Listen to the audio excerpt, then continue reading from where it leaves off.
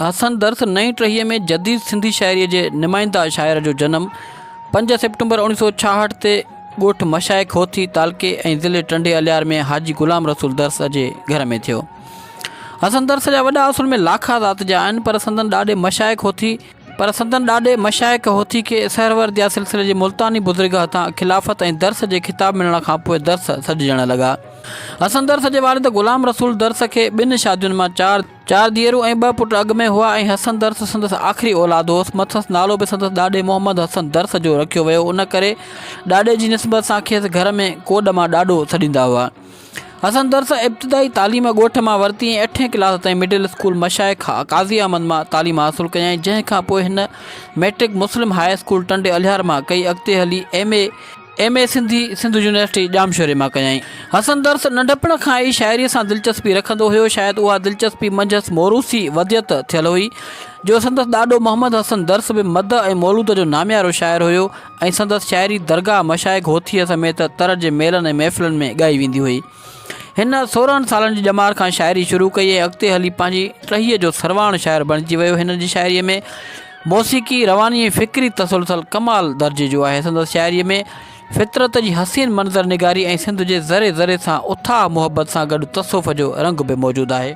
हसन दर्स केतिरा ई आलमी नोयत जा नज़म बि लिखिया आहिनि, जिन में अदी ही आजियां कहिड़ी बेनज़ीर भुट्टो जी शहादत ते लिखियल, रकासा जुदायन विसालनि जी किलाश वादी, हर को दर्द हिजरे असवद, नंगे सरमद जे हुज़ूर में, हिक शाइर जो वतन, ज़ुल्फ़कार अली भुट्टो, सारी सिंध प्रिय जो पाछो वग़ैरह अची वञनि था। हसन दर्स 4 फरवरी 1993 ते नामवर कहाणीकार महताब महबूब जी न्याणीअ इरम महबूब सां शादी कई, जंहिंमां खेसि 2 पुट रूहल ऐं चीज़ल ऐं हिक न्याणी रिदम आहे। हसन दर्स 1988 खां 2008 ताईं मुख़्तलिफ़ अख़बारुनि, रिसालनि ऐं TV चैनलनि सां लाॻापियल रहियो। 2009 में हसन दर्स UNDP जे GEF सिमाल ग्रांट प्रोग्राम जे माली सहकार सां सिंधी लखी घोड़नि जे नस्ल बचाइण ऐं उन्हनि जी वाध वेझ लाइ हिकु प्रोजेक्ट शुरू कयो हुयो। हिन प्रोजेक्ट जी नेटवर्क ज़रिए पूरे सिंध ऐं पाकिस्तान में असराइतो किरदारु अदा कयईं। हसन दर्स जी शाइरीअ जो किताबु हसन दर्स जो रिसालो संदसि विछोड़े खां पोइ इंडस फाउंडेशन पारां उन ई साल छपायो वियो, जंहिंजे मुरतब इरम महबूब आहे।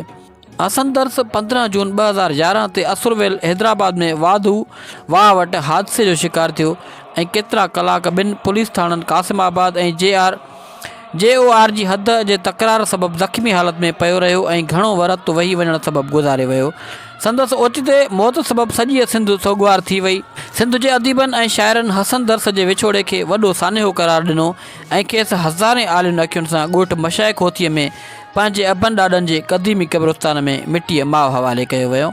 हसन दर्स पंहिंजी शाइरीअ में चवे थो, छा तूं मूं लाइ ॾीओ थींदीअं, छा तूं मूं लाइ लियो थींदीअं, छा तूं मूंखे ॾीओ ॾींदीअं, वारियासे में वेंदुसि आऊं, पोइ तूं पोयां मुंहिंजे ईंदीअं, मूंसां गॾिजी बीठी हूंदीअं, मूंसां गॾिजी वापसि वेंदीअं। कंहिं ॿी जॻह ते हसन दर्स चयो आहे त हिन देस जी हर हिकु घिटी मुंहिंजे रॻुनि में थी लहे, हिन देस जी हर कादरी मुंहिंजे अंदर में थी खुले। उस जहिड़ो रंग तुंहिंजो मां बखियां ॿाहूं मगर, उभ वांगे थो थिए ओचितो हर अंग तुंहिंजो। हसन दर्स जी शाइरीअ जी हर सिट मां अहिड़ी महक उथे थी जेका असांजे रूह खे महकाए छॾे थी। चवे थो, ज़िंदगी भली अहिड़ी टुक ते रिलीअ जहिड़ी, मां विछायां तूं न वेहीं, छो न पोइ वेढ़े छॾियां।